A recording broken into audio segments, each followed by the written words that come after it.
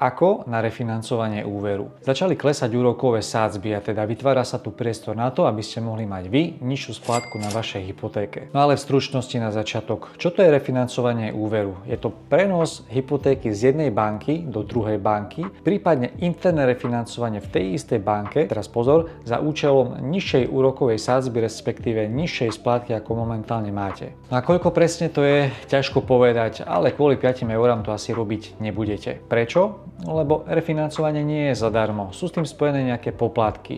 Prvým poplatkom je poplatok za predčasné splatenie úveru v tej banke, v ktorej momentálne ste. Ten je maximálne 1% zo zostatku vašej hypotéky. Ďalším poplatkom je návrh na vklad na kataster, ten je 100 eur.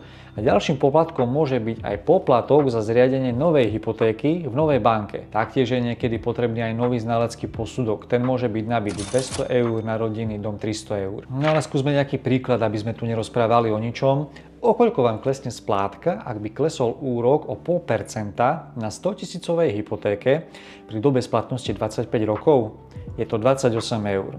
Teda ak klesne úrok o 0,5%, klesne vám splátka o 28 eur mesačne. Taktiež je možné spojiť viacero úverov do jedného, volá sa to konsolidácia.